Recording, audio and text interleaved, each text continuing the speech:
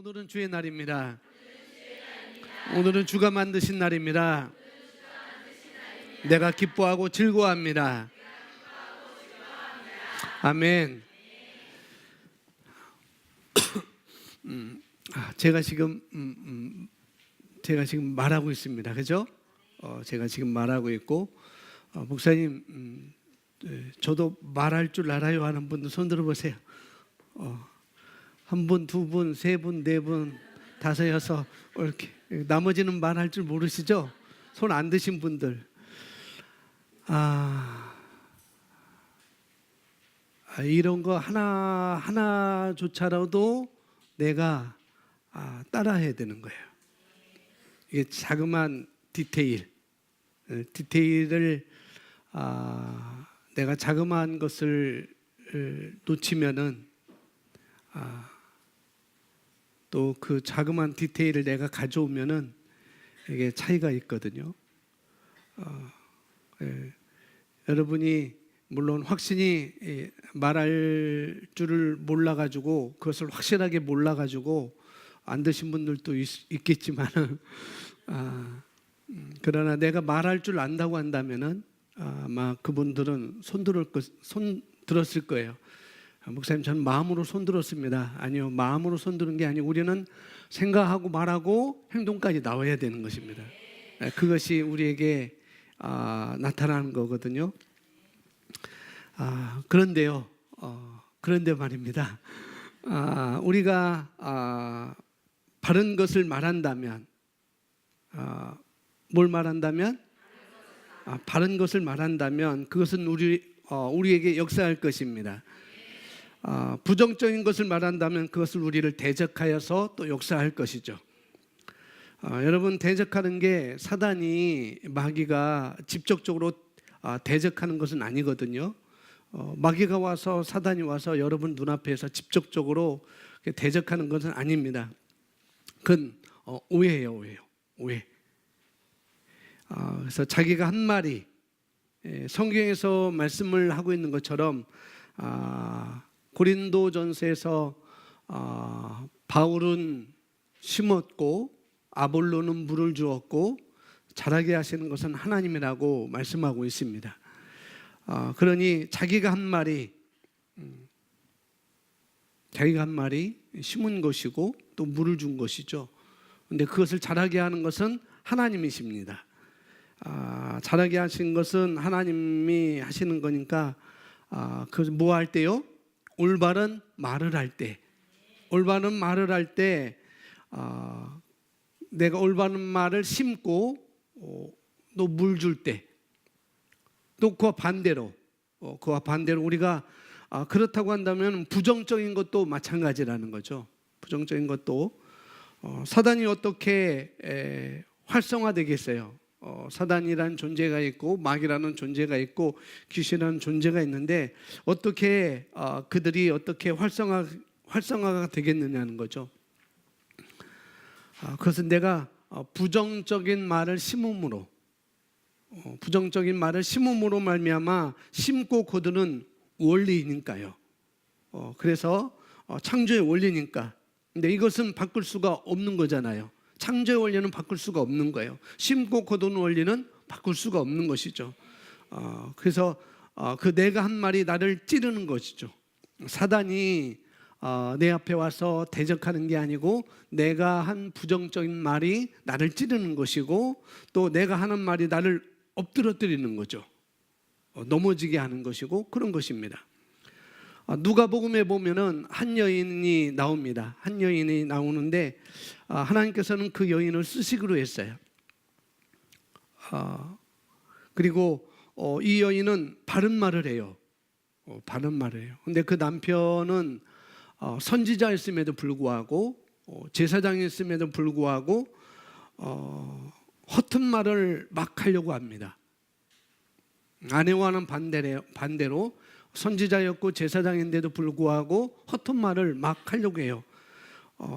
그러니까 어떻게 내게 그런 일이 있을 수 있겠어요, 하나님? 어떻게 그런 일이 내게 있을 수 있을까요? 허튼 말을 막 하려고 하는 것이죠. 그런 일이 어떻게 그런 일이 어떻게 이렇게 막말을 하려고 하니까 하나님께서 입을 싹 닫아버리십니다.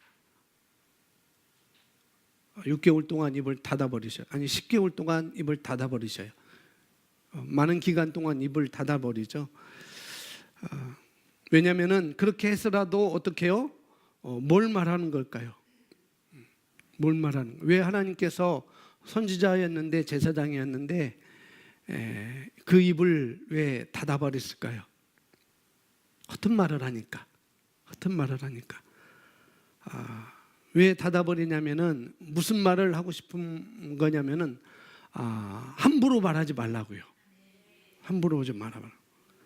첫 번째는 함부로 말하면 안 됩니다. 제가 화가 났는데 안 보이는데 잘못된 말을 하면,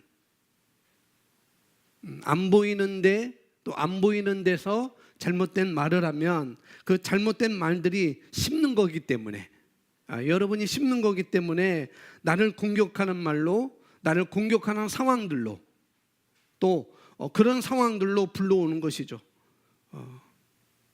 근데 사실 그런 상황 때문에 그런 말을 우리가 한 거거든요.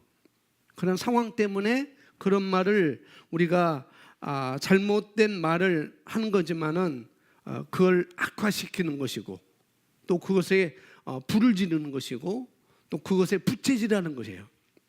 내가 허튼 말을 하는 것은 그런 거라는 거죠. 아시겠죠? 그래서 이제 바른 말을 할 때 여러분 입을 여시고, 바른 말을 할 때 바른 말을 할 때 입을 닫지 마시고, 바른 말을 할 때는 입을 여서 막 말하는 거예요. 그리고 좀 보통이거나 보통 이하일 때, 좀 기류가 좀 이상하다 싶을 때는 입을 셧더바운스 하는 것입니다. 닫아버리는 거예요. 왜요? 씹는 거기 때문에 그런 거라는 거죠.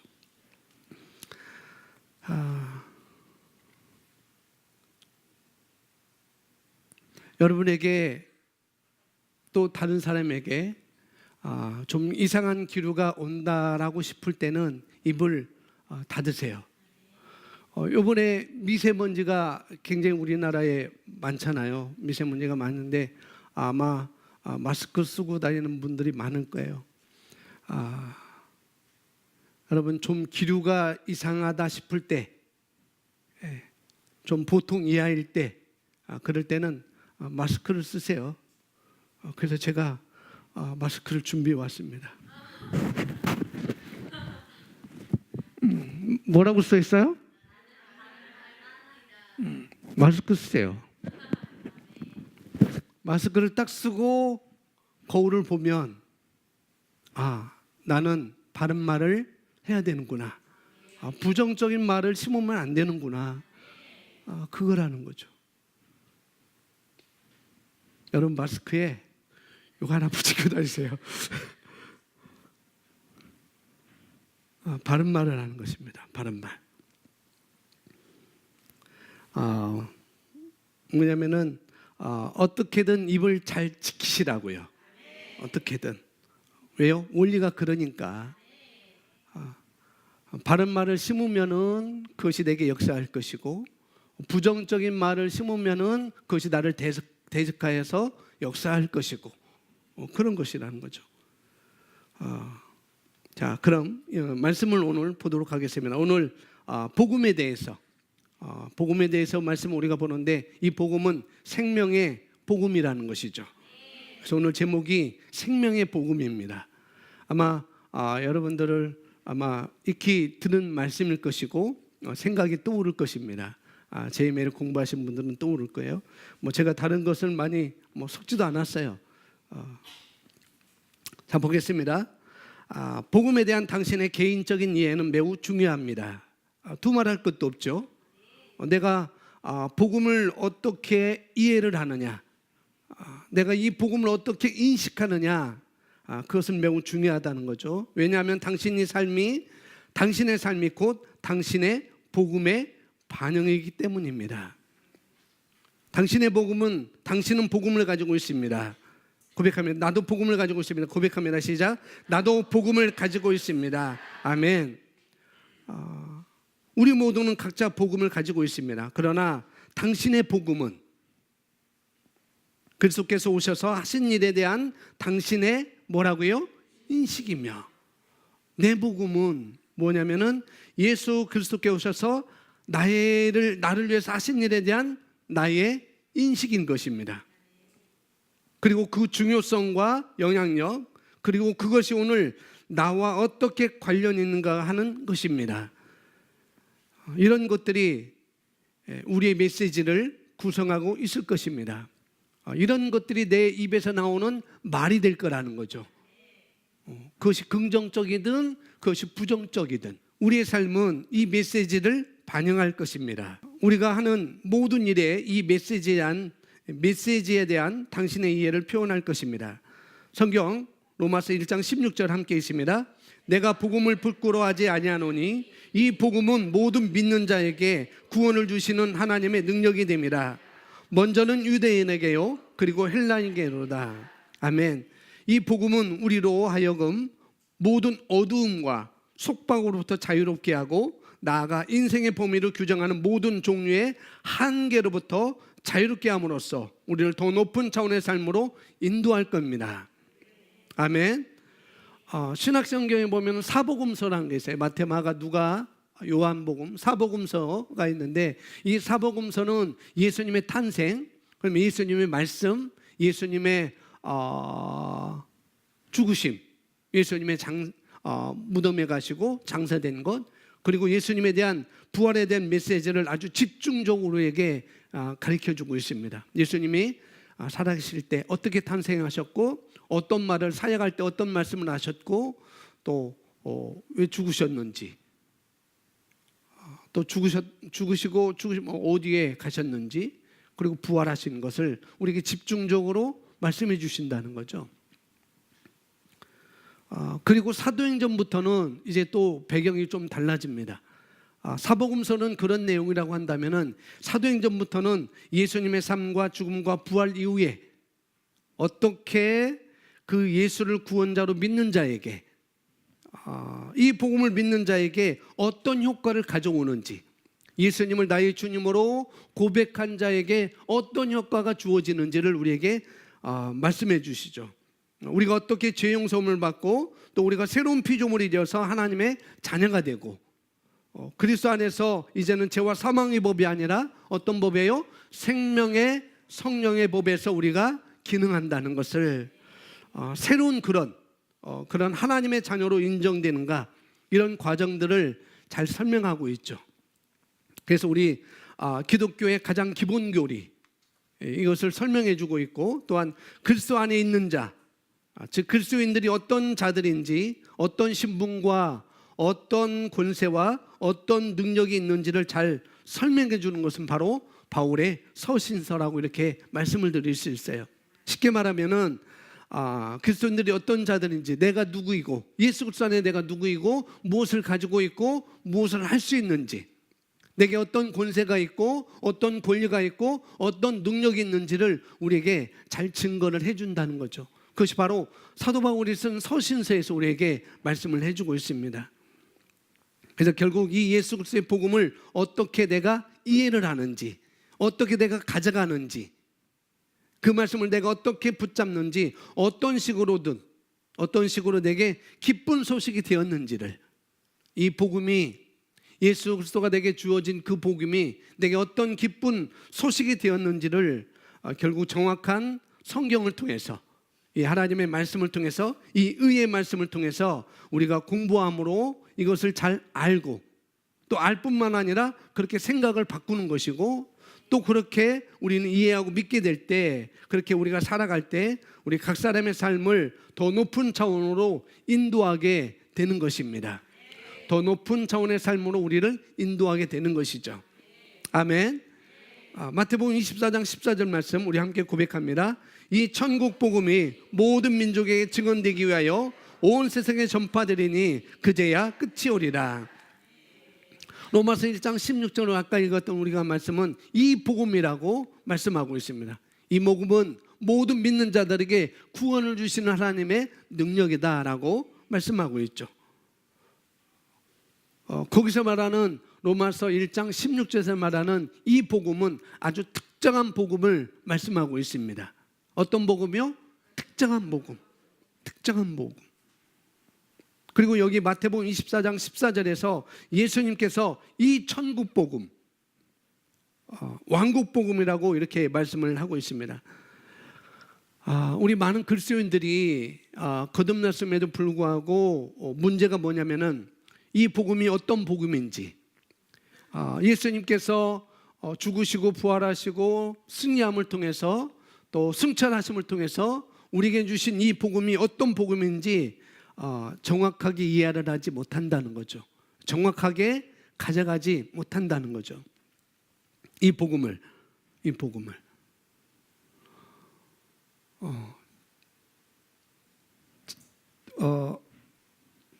재혁이가 아마 제임에서도 질문 받았는데 여기서도 질문할게요, 목사님이. 재혁이가 5개월 전에 수시를 여러 군데 넣었잖아, 그지? 여러 군데 넣었어요, 맞아요? 여러 군데 넣었대요. 여러 군데 넣었을 때 그때 마음이 조마조마했었죠, 그죠? 과연 될까? 합격할까?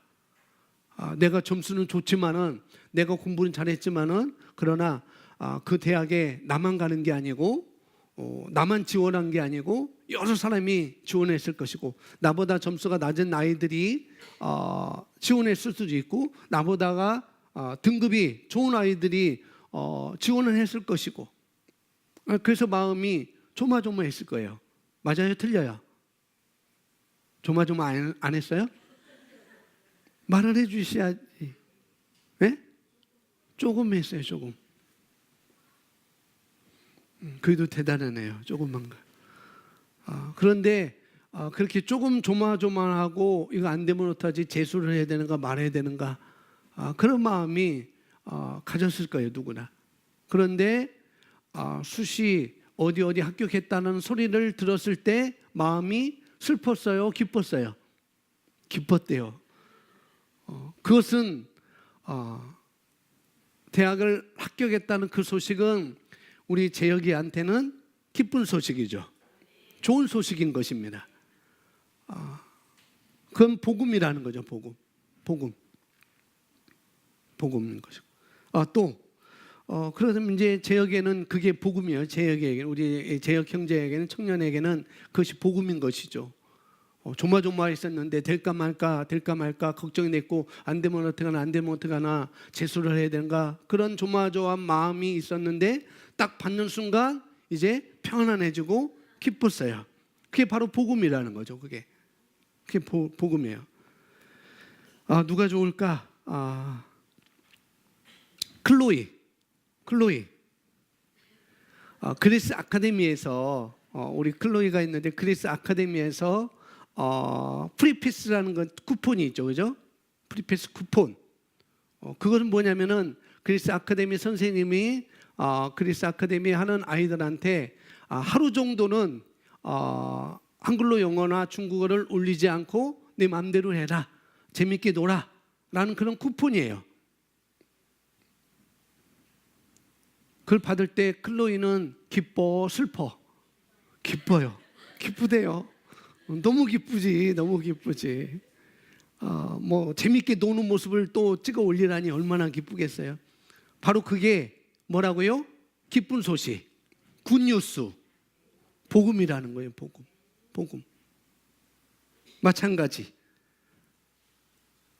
그러나 그것은 예수님께서 저와 여러분에게 가져온 복음과는 다른 거라는 거죠. 침례 요한도 복음을 가져왔습니다. 많은 선지자들도 복음을 가지고 이 땅에 왔어요. 그런데 예수님께서 저와 여러분에게 가져온 복음은 그런 복음이 아니라는 거죠.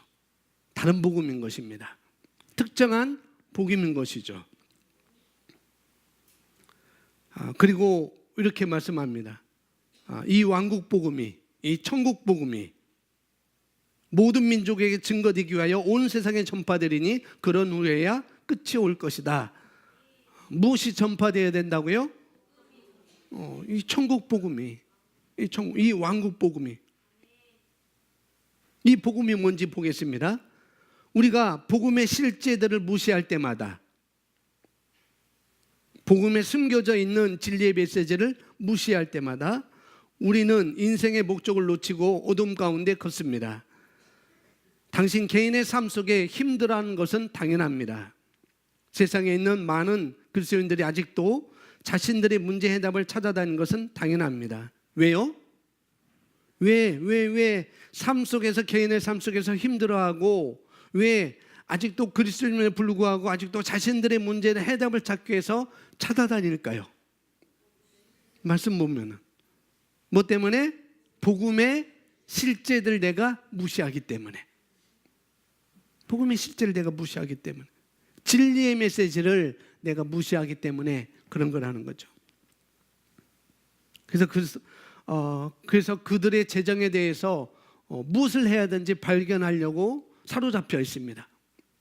이 재정에 대해서 무엇을 해야 하는지, 또 그들의 가정에 대해서 무엇을 해야 하는지 발견하려고, 또 그들의 사업에 대해서, 또 그들의 직업에 대해서 무엇을 해야 되는지 발견하려고,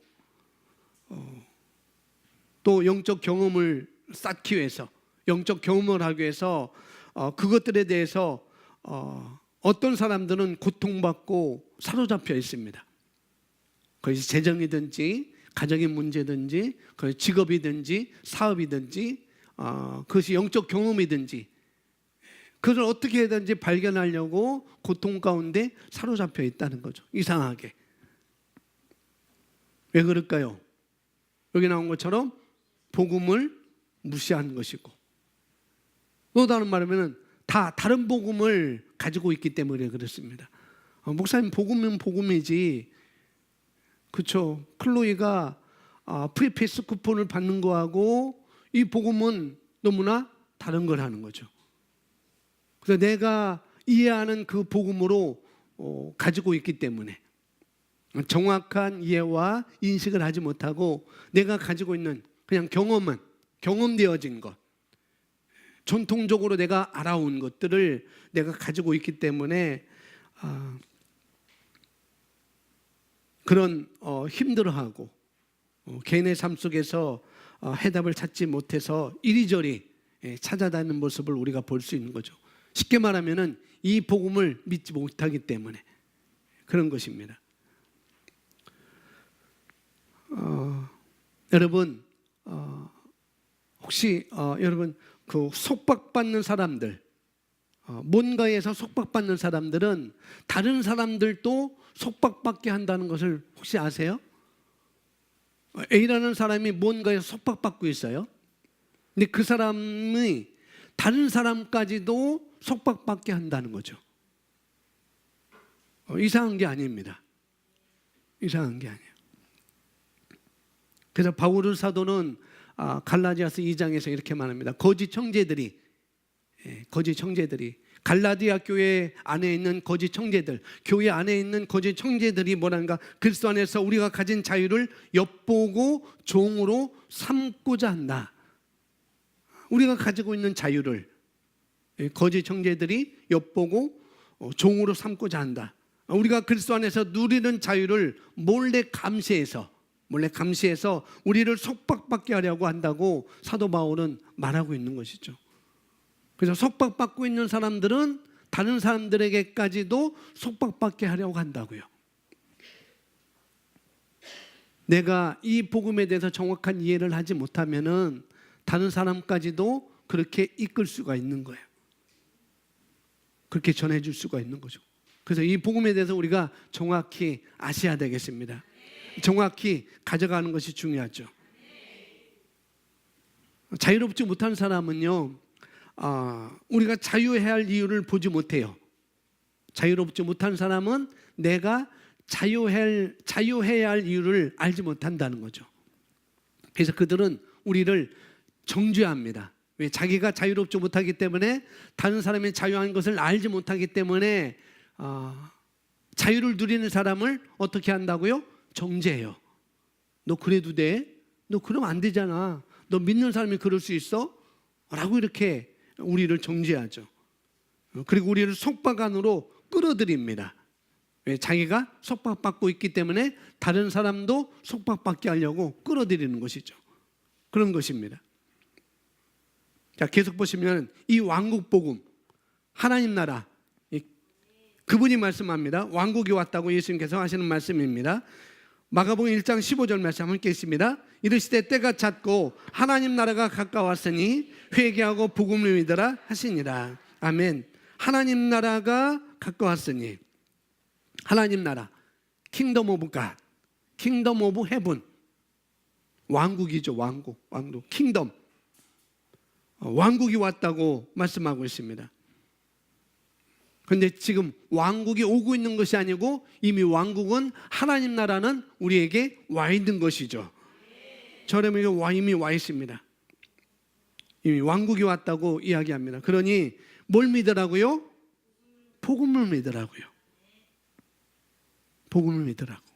왕국이 가까웠으니, 왕국이 이미 왔으니 복음을 믿으라. 어떤 복음이요? 어떤 복음? 무슨 복음입니까? 뭐라고요? 생명의 복음을 믿으라고요. 요한복음 3장 16절 고백하겠습니다. 하나님이 세상을 이처럼 사랑하사 독생자를 주셨으니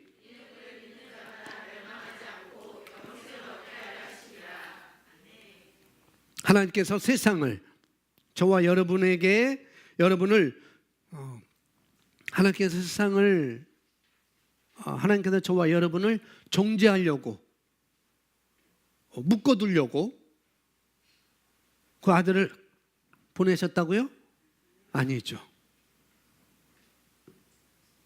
우리를 그렇게 묶어두려고, 우리를 정죄하려고 하나님의 아들을 이 세상에 보내신 것이 아닌 것입니다. 그래서 내가 뭔가에 의해서 정죄를 받고 있다고 한다면 그건 하나님께서 주신 복음이 아니라는 거죠. 그걸 빨리 우리가 털어버려야 되는 거죠. 뭐라고 말씀합니까? 세상이 예수로 인하여서 구원받기 위함이라고. 성경대로 말하면 멸망하지 않고 영생을 얻게 하려고. 이것이 굿뉴스입니다. 좋은 소식이에요. 근데 예수님께서 아직 돌아가시지도 않았을 때 이 말씀을 하신 거예요. 아직도 돌아가시지도 않았는데 사도 요한이 이것을 우리에게 증거를 해주고 있는 것이죠. 아직까지도 십자가를 지시지 않았을 때 주신 말씀입니다.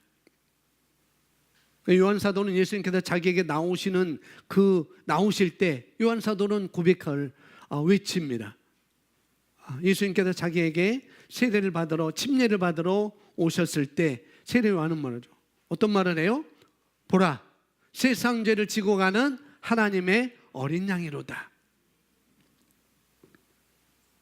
하나님께서 세상을 이처럼 사랑하사 그의 독생자를 주셨으니 이는 그를 믿는 사람은 누구든지 멸망하지 않고 영생을 얻게 하려 하심이라. 따라합니다. 누구든지 믿는 자마다. 아멘. 믿는 사람은 누구든지 고통으로부터 면제받습니다. 할렐루야. 멸망으로부터 면제받아요. 면제. 우리 준영이가 휴가 나왔는데 지금이라도 면제됐으면 좋겠지. 1년 면제됐으면 좋겠다. 예수님께서 저와 여러분에게 오신 것은 그것을 믿는 사람은 누구든지 고통으로부터 면제가 있는 것이고 멸망으로부터 면제를 받은 것이고 그뿐만 아니라 가난으로부터 우리가 면제를 받은 것입니다. 죽음으로부터 우리는 면제를 받았습니다. 할렐루야. 그를 믿는 자마다 멸망하지 않고 영생을 얻게 하려 하심이라. 아멘. 다음 성경 구절을 우리 같이 읽습니다. 요한일서 5장 10절 말씀. 하나님의 아들을 믿는 자는 자기 안에 그 증거가 있고 하나님을 믿지 아니하는 자는 하나님을 거짓말쟁이로 만드나니 이는 하나님께서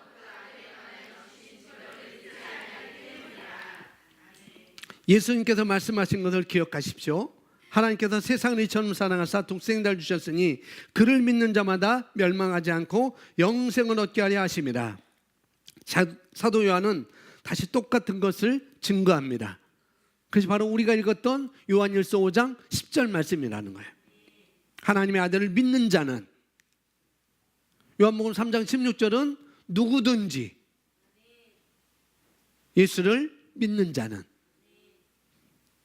멸망하지 않고 영생을 얻게 하려 하심이라 라고 말씀하고 있고, 요한일서 5장 10절에서는 뭐라고요?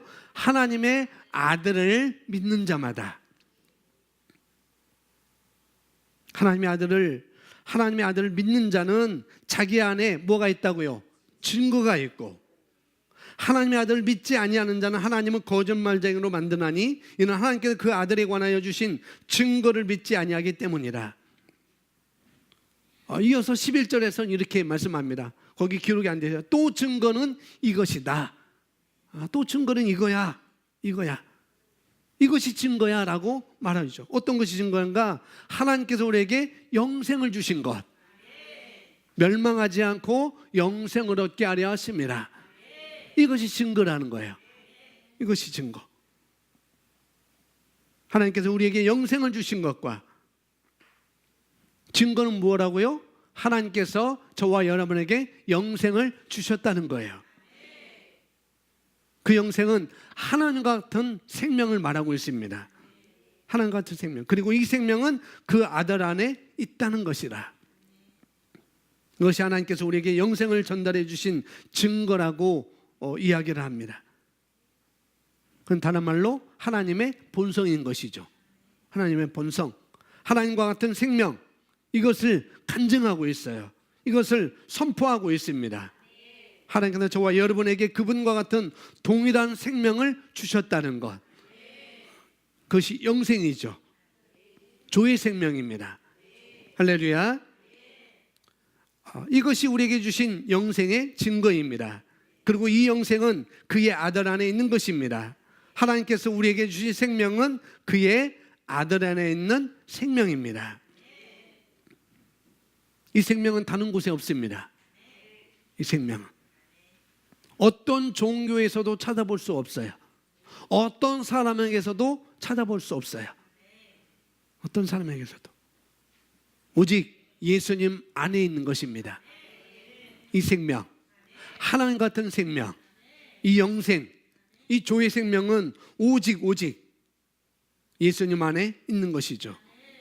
이 생명의 복음은 예수님 안에만 있는 것입니다. 이 생명이 어디에 있다고요? 그분의 아들 안에. 그분의 아들 안에. 그의 아들 안에 있습니다. 그리고 우리에게 이 생명을 주셨다는 거죠. 이것이 복음이라는 거예요. 이것이 복음. 이것이 왕국 복음, 천국 복음. 실제적인 우리에게 왕국이 온 것이죠. 우리나라 성경 번역자들이 이 하나님 나라를 왕국으로 이렇게 킹덤으로 이렇게 돼 있는데, 나라라고 표현했어요. 나라라고 번역했는데, 영어 성경에도 킹덤으로 나와 있고, 원어에도 보면은 나라라는 의미보다도 하나님의 왕국이라는 것이 더 정확한 번역인 것입니다. 그런데 어떤 여호와 증인이 왕국 복음, 왕국 개관 쓰다 보니까 이 번역하는 사람들이 마음이 두려워서 이거 어떡하나 하다가 하나님 나라로 그냥 번역했어요. 근데 더 정확하게는 왕국 복음인 것입니다. 아까 마태복음 24장 14절에 이 천국 복음이라고 할 때 그 천국 복음은 바로 왕국 복음인 것이죠. 그래서 제가 왕국 한다 해서 여호와 증인을 추종하는 목사로 생각하시면 안 됩니다. 아시겠죠? 우리는 이 왕국의 영생을 가지고 있습니다. 하나님께서 우리에게 주셨습니다. 이것이 하나님의 증거라는 거예요. 이것이 하나님의 증거. 우리에게 이 생명을 주셨다는, 그리고 이 생명이 아들 안에 있다는 것. 그리고 이 생명은 자연적인 생명을 사는 것 이상을 말하고 있습니다.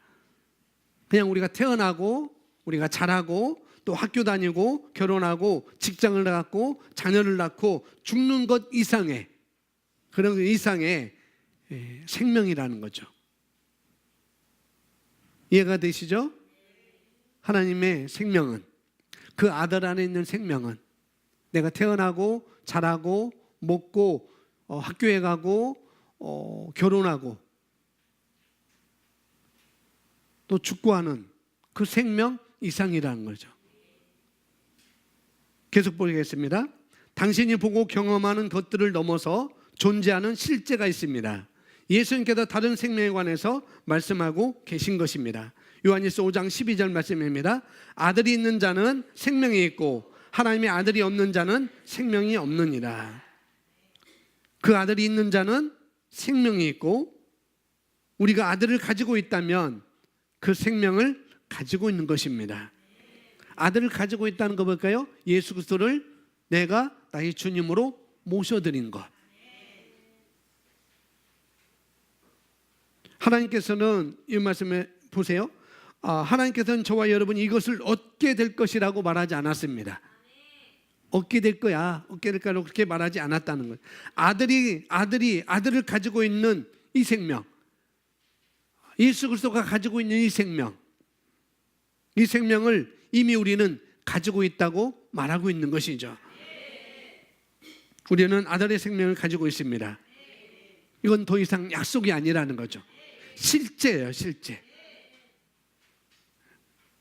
약속을 넘어서 존재하는 실제가 우리 안에 있습니다. 여러분이 아들을 가지고 있다고 한다면, 여러분이 예수님을 영접했다고 한다면 여러분 더 이상 생명을 찾아다닐 필요가 없어요. 저와 여러분은 그 생명을 이미 가지고 있습니다.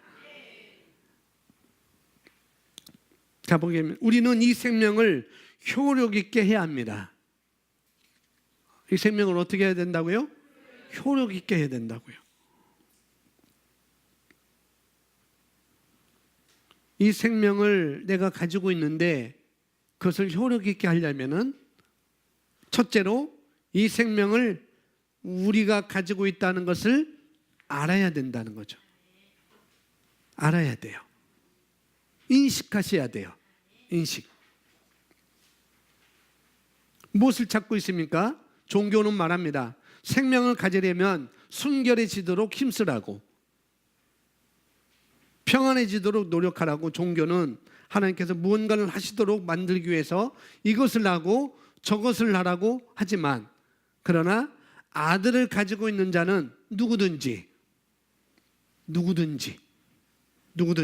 그 생명을 가지고 있다고 말하고 있는 것이죠. 그 생명을 얻으려고 이것저것 할 필요도 없고 우리가 순결해지려고 할 필요도 없고 힘쓰고 노력할 필요도 없다는 것이죠. 아들을 가지고 있는 자는 생명을 가지고 있습니다. 아들을 가진 자에게는 생명이 있다는 것이죠. 고백합니다. 나는 보통 사람이 아니다.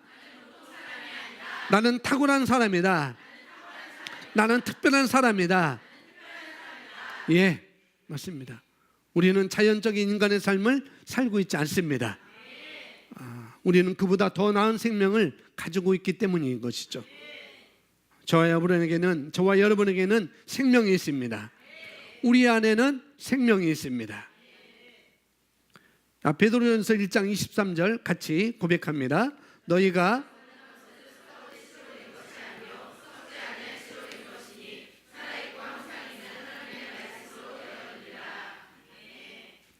영원히 살아계시고 항상 있는 말씀으로.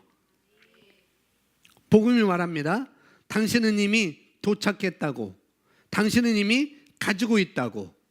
당신이 아들을 가지고 있다면 당신은 생명을 가지고 있습니다. 생명이 이미 도착했습니다.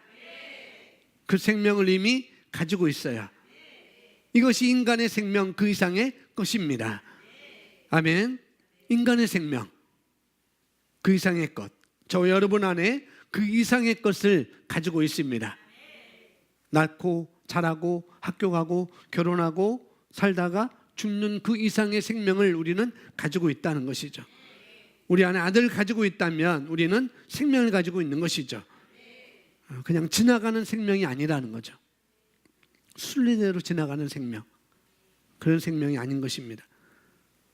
또 우리가 천국 가게 되면 받을 생명도 또한 아니라는 것입니다. 우리는 초자연적인 존재가 되었습니다. 아멘. 베드로후서 1장 1절 킹 제임스 버전으로 있는데요. 제가 있습니다. 예수 그리스도의 종이요 사도인 베드로는, 사도는 보냄을 받은 자예요. 사도는 보냄을 받은 자, 말씀을 전하기로 임명된 자가 바로 사도인 것입니다. 예수 그리스도의 종이요 사도인 시몬 베드로는 하나님과 우리 주 예수 그리스도의 의로 말미암아 우리와 함께 동일하게 보배로운 믿음을 받은 사람들에게 쓰노니, 하나님과 우리 주 예수를 아는 지식을 통해 너에게 은혜와 평강이 더욱 많아지기를 바라노라. 저와 여러분 삶 속에 은혜와 평강이 증가될 수 있다고 하네요. 증가될 수 있다. 은혜와 평강이 증가할 수 있습니다. 더욱 많아질 수 있습니다. 여러분, 우리 평강은 끝이 있을 수 없는 거예요. 끝이 있을 수 없다는 것입니다. 우리 평강이 무한대입니다. 내 평강은 무한대. 무엇을 통해? 2절에 하나님과 우리 주 예수를 아는 지식을 통해 너에게 은혜와 평강이 더욱 많아지기를 바라노라. 예수님을 아는 지식을 통해, 예수님에 대한 계시의 말씀을 말하고 있는 것이죠. 예수님에 대한 계시 지식, 이 복음, 이 생명의 복음을 알 때 예수님이 진정으로 누구이신지 알 뿐만 아니라 우리가 인식할 때, 예수님이 진정으로 누구이신지를 알고 인식하게 되면 그분은 나의 평강이 되는 것이죠. 알 때, 인식할 때 평강이 오는 거예요. 그죠? 예수님께서는 우리의 의가 되십니다. 예수님께서는 우리의 치유가 되십니다. 예수께서는 우리의 부요가 되십니다. 예수께서는 우리의 건강이십니다. 예수님께서는 우리의 번영이십니다. 예수님께서 우리에게 은혜를 주셨습니다. 아멘. 예수님께서 우리에게 모든 것이 되신다는 것. 할렐루야. 3절에 보니까 그의 신성의 능력이, 사람의 능력이가 아니라, 내 능력이 아니라 뭐예요? 그의 신성한 능력이 생명과 경건에 속한 모든 것을 우리에게 주심에 따라, 우리에게 주시려고 하는 게 아니라는 거죠. 우리에게 주심을 따라 생명과 경건에 속한 모든 것을 우리에게 주심을 따라 그에 관한 지식으로 말미암아 우리를 영광과 덕에 이르도록 뭐 하셨다고요? 부르셨으니. 4절에 함께 있습니다. 이로써 우리에게 지극히 크고 귀한 약속들을 주심은 너희로 하여금 이 약속들을 통하여 정욕으로 인해 세상에 있게 된 타락을 피하여 하나님의 본성에 동참하는 자가 되게 하려 하심이라. 그의 신성의 능력으로 우리에게 주셨습니다. 그의 신성한 능력으로 우리에게 주셨다면 당신은 당신에게 주어진 것을 받으셨습니까? 질문하고 있어요. 우리에게 주셨습니다. 그의 신성한 능력으로 우리에게 주셨다면 그러면 나는 받고 있느냐는 거죠. 고백하세요. 고백하라고 말하는 거예요. 아멘. 당신은 이것이 당신에게 주어졌다면 주어진 것처럼 행동하고 말하고 있습니까? 먼저 주어진 것을 알았다고 한다면 그렇게 생각하고 그렇게 말하고 그렇게 행동하고 있느냐는 거죠. 아니면 아무것도 당신이 받지 않은 것처럼 행동하고 있다고 말하고 있습니까? 내게 주어졌는데 그걸 주어졌다고 내가 생각하고 내가 말하고 행동하고 있느냐? 아니면 나는 아직도 주어지지 않았다고 그렇게 생각하고 그렇게 말하고 그렇게 행동하고 있느냐? 우리 각자 자신에게 질문을 던지고 있는 것이죠. 그의 신성한 능력으로 생명과 경건에 속한 모든 것을 저와 여러분에게 주셨습니다. 생명과 경건에 속한 모든 것이 누구를 아는 지식을 통해서? 그리스도를 아는 지식을 통해서. 다른 말로 하면은 이 복음을 아는 지식을 통해서, 이 생명의 복음을 아는 지식을 통해서 이미 우리에게 주셨습니다. 이미 하신 일입니다. 아멘. 한번 고백하십시오. 나는 그분이 주신 것으로 행동합니다. 나는 그분이 주신 것으로 행동합니다. 나는 그분이 이미 주신 것처럼 말합니다. 나는 그분이 이미 주신 것처럼 생각합니다. 나는 그분이 이미 주신 것을 믿습니다.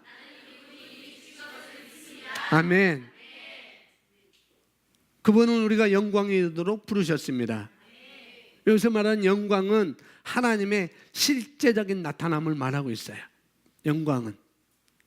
그 영광에서 영광에 이른다고 할 때는 그 뭐냐면은 하나님의 영광이 하나님이 실제적으로 나타나는 것.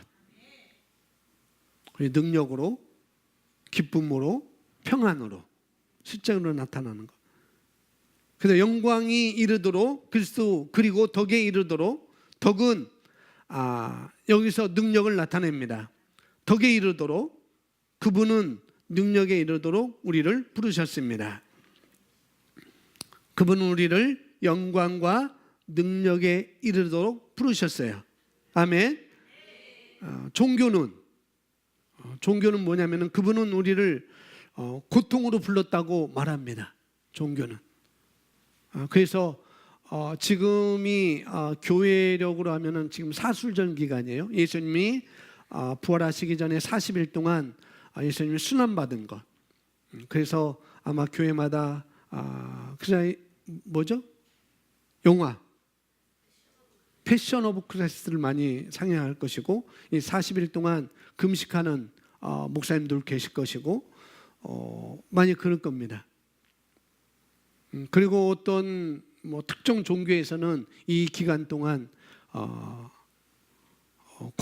예수님의 고통을 느끼려고 십자가를 지고 순례의 길을 떠나는 사람들도 있고, 또 어떤 사람이 고통을 느끼려고 계단을 긴 바지 입지도 않고 반바지 입고 계단을 무릎으로 오르는 사람들이 있어요. 종교는 그래요. 종교는. 그래서 그들의 가르침은 우리를 고통으로 부르셨다고 그렇게 가르쳐요. 그래서 40년 동안 예수님의 고통 우리도 함께 느껴야 되지 않겠니? 하고 그 고통을 또 따르라고 이렇게 말합니다. 금식하는 거 제가 부정하는 것도 아니고, 저도 금식을 좋아합니다. 저도 금식을 해봤어요. 근데 저는 오래 하지 못해요. 배고파가지고. 제가 금식하는데 기도원 원장님이 왜 왔냐고 해서 금식 기도를 왔다고 그러는데 금식 기도하는 것보다도 먹고 기도하는 거 더 힘이 나니까 저희 식당 가서 쿠폰 줄 테니까 밥 먹으라고 그러시더라고요. 우리가 몇 번 갔던 거기가 금식 기도원인데도 불구하고 원장님이 그러셨더라고요. 제가 쉬고 있는 방에서 혼자 똑똑똑 두드려, 이제 예배 안 나오니까 똑똑똑 두드리는 거예요. 예배 안 가니까 와서 얘기를 하는데 그런 거죠. 종교는 하나님께서 우리를 고통으로 부르셨다고 이렇게 말을 하죠. 또 가난으로 우리를 불렀다고 말합니다. 그래서 우리는 목회자는 더 이상 부하면 안 되고, 좋은 차 타면 안 되고, 좋은 옷도 입으면 안 되고, 그렇게 얘기를 해요. 그런 인식을 갖고 있는 것이죠. 하나님이 우리를 그렇게 불렀다고 그렇게 말합니다. 하나님은 우리를 부족에 이르도록 불렀다고 또 그렇게 오해를 하고 있어요. 그러나 하나님은 우리를 고통으로, 우리를 가난으로, 우리를 부족함으로 부르진 않았습니다. 아멘. 아들의 생명까지 주면서 왜 우리를 가난하게 하시겠어요? 아들의 생명까지 주면서 왜 우리를 고통받게 하시겠어요? 종교는 여기까지 그렇게 가르쳐 왔어요. 그러나 이 복음은, 이 생명의 복음은 그렇지 않다는 것이죠. 우리를 고통으로, 가난으로, 부족함으로 이르도록 우리를 부르지 않았습니다. 그분은 우리를 영광에 이르도록, 그분은 우리를 능력에 이르도록 부르셨습니다. 고백합니다. 내 인생은 영광으로 가득 찹니다. 나는 영광으로 부르심을 받았습니다. 나는 능력으로 부르심을 받았습니다. 아멘. 그래서 이 복음은 생명의 복음이라는 거죠. 영광의 삶으로 부름을 받은 것입니다. 능력의 삶으로 부름을 받은 거예요. 아멘. 자, 베드로후서 1장 4절 우리 다시 한번 보시면은 베드로후서 1장 4절 함께 읽어볼까요? 시작. 이로써 우리에게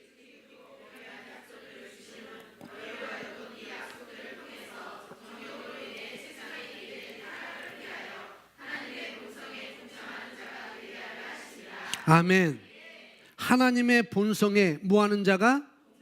동참하는 자가 되게 했다고요. 동참한다는 건 뭐냐면 참여한다는 거예요. 참여한다는 거. 이 말은 신성한 본성의 일부가 되었다는 것입니다. 신성한 본성. 다른 말로 하면은 기적의 역사의 일부가 된 것입니다. 기적의 역사의 일부가 된 거예요. 초자연적인 삶의 일부가 된 것입니다. 우리는 그 안에서 참여하는 자가 되었습니다. 저와 함께 말하십시오. 위대한 일을 하기 위해 하나님께서 저를 사용하실 것입니다. 위대한 일을 하시기 위해 하나님께서 저를 사용하실 것입니다. 하나님과 나는 함께 일합니다. 나는 초자연적인 삶을 가지고 있습니다. 나는 참여하고 있습니다. 나는 참여하고 있습니다. 나는 참여하고 있습니다. 아멘. 하나님의 본성에 동참하는 자가 되게 하려 하십니다. 우리가 가지고 있는 계정은 하나님의 본성에 참여하는 자가 되게 하려 하십니다. 우리는 그런 자예요. 할렐루야. 또 보십시오. 당신의 가족을 구원하기 위해서 하나님께서 당신을 사용하실 것입니다. 당신의 세상을 구원하기 위해서 하나님께서 당신을 사용하실 것입니다. 하나님께서는 이 마지막 날에 당신을 사용하실 것입니다. 신성한 본성에 참여하는 것입니다. 생명의 복음입니다. 생명이 왔습니다. 생명이 여기에 와 있습니다. 따라하면 생명이 여기에 와 있습니다. 저를 보여 따라할 수 있어서 생명이 여기에 와 있습니다. 여기에 와 있습니다. 이미 왔습니다. 아멘. 이 생명을 가지고 우리의 가족을 구원하도록, 이 생명을 가지고 나의 세상에 가서 구원하도록 그분이 이미 우리에게 와 있는 것입니다. 요한이 말했습니다. 요한복음 1장 12절 함께 있습니다.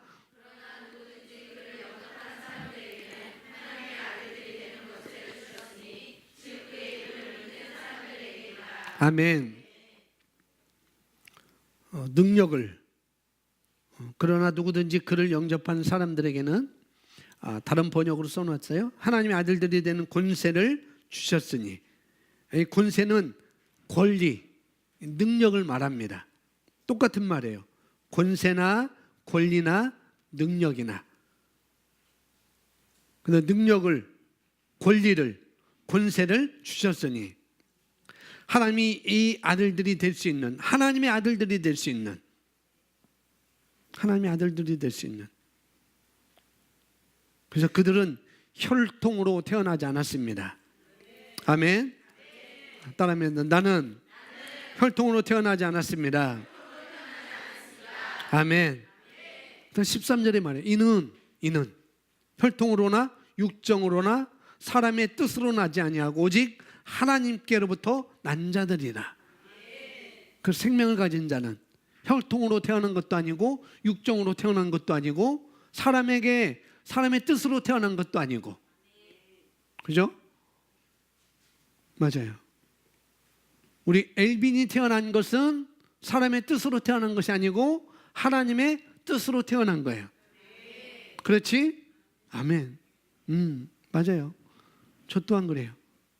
사람의 뜻으로, 혈통으로, 물론 이 자연적인 것은 엄마 아빠를 통해서 우리가 태어난 거지만, 혈통으로 태어난 거지만, 그러나 우리가 거듭나는 순간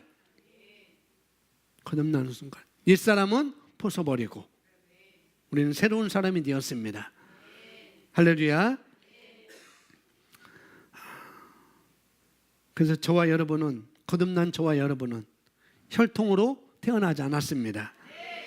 우리는 갈보리에서 그리스도와 함께 죽었습니다. 우리는 그와 함께 십자가에 달렸고 죽었고 장사됐고 무덤에 갔고 부활했습니다. 아멘. 우리는 주님과 모든 것을 함께한 자입니다. 그래서 우리가 고통으로 들어갈 필요가 없는 거예요. 아멘. 또 보겠습니다. 이제 우리는 뭐라고요? 새로운 피조물입니다. 새로운 종류의 사람입니다.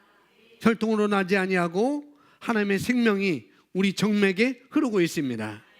하나님의 생명 우리 동맥에도 흐르고 있습니다. 저와 여러분의 온몸에 하나님의 생명을 가지고 있습니다.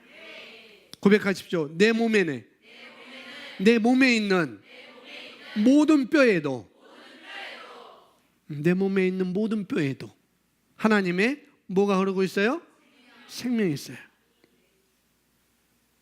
여러분의 몸속에 있는 피에도 하나님의 생명이 있습니다. 여러분 머리에도, 이 머리카락에도 하나님의 생명이 있습니다. 그 생명이 흐르고 있는 거라는 거죠. 아멘. 하나님의 뜻으로 난 사람들입니다. 사람의 뜻으로가 아니고 우리는 하나님의 뜻으로 난 자들이라는 것. 하나님의 뜻은 무엇을 뜻합니까? 하나님의 말씀을 말합니다. 그래서 우리가 거듭난 것은 썩어질 씨로 된 것이 아니고 썩지 아니할 씨로 된 것이니, 아까 읽었던 말씀, 항상 있는 살아있는 하나님의 말씀으로 되었느니라.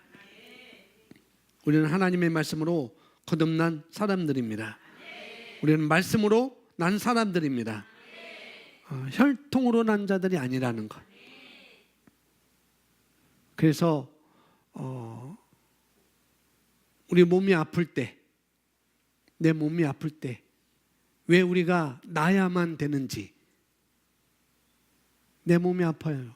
그런데 왜 나만 돼야 되는지 우리는 그것을 알아야 됩니다. 아멘. 여러분 몸속에 퍼지고 있는 것이 왜 죽어야 되는지 이해하시기 바랍니다.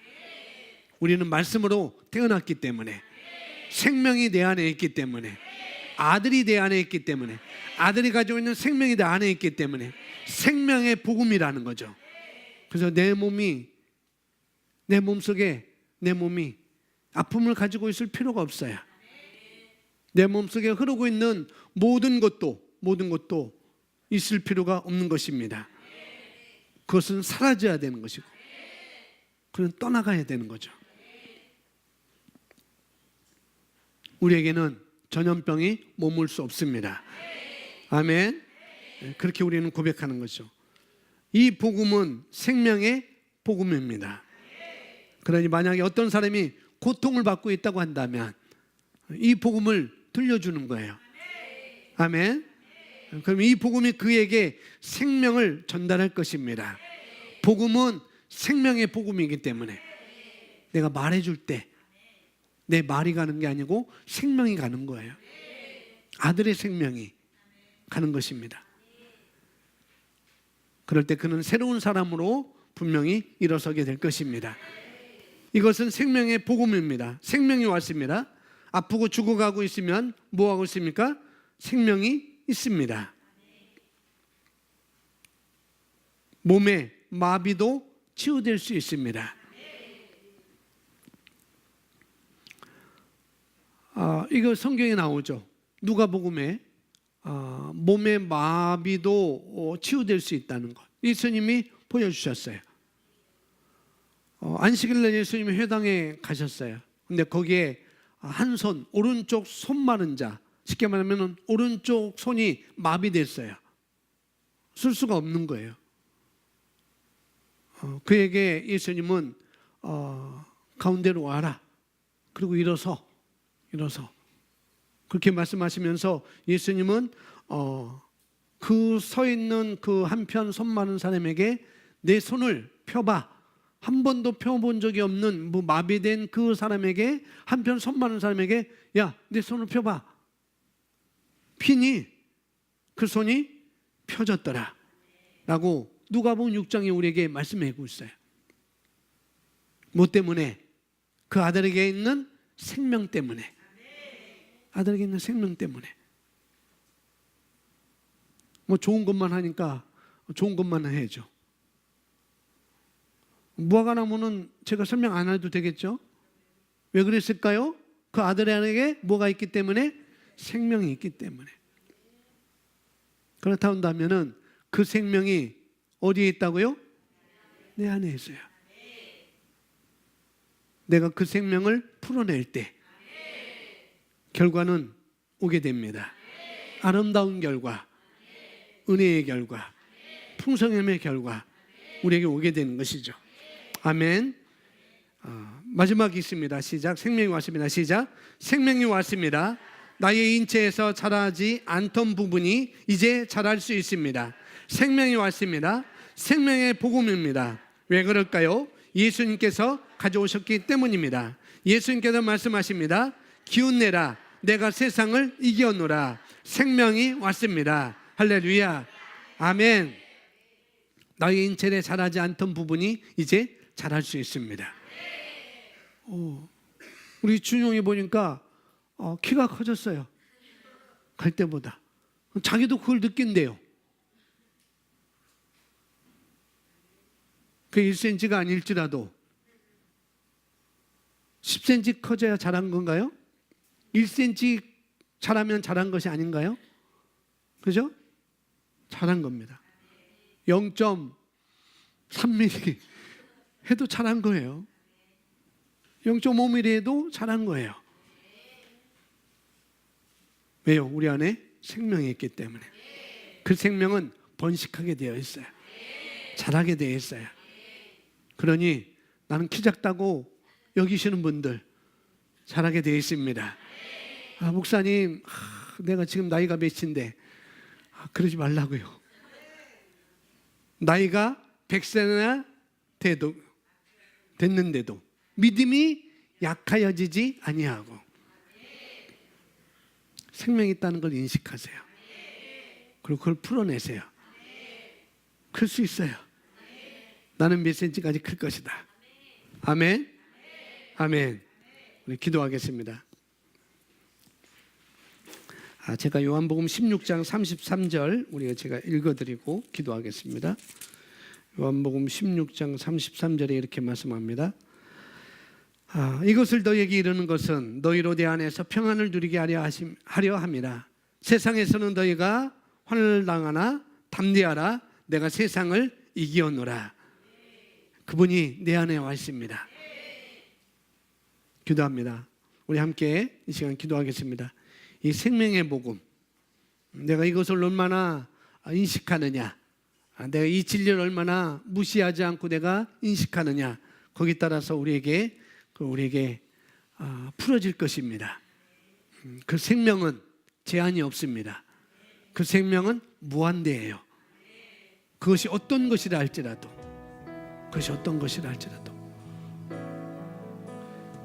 저희 머리카락은 많이 풍성해질 것입니다. 아멘. 그냥 말하는 게 아니에요. 그냥 말하지 마세요. 이 시간 기도할 때 그냥 말하지 마시고 믿음을 갖고 생명이 내 안에 왔다는 것. 사업이든지 직업이든지 그 학업이든지 가정이든지 재정이든지 정말 이것은 더 풍성해질 것이라고, 번창할 것이라고 여러분 입으로, 마음으로 가져가고 입으로 시인하여 구원에 이르는 축복을 잊기를 예수님의 이름으로 축복합니다. 기도합니다. 할렐루야. 아버지 하나님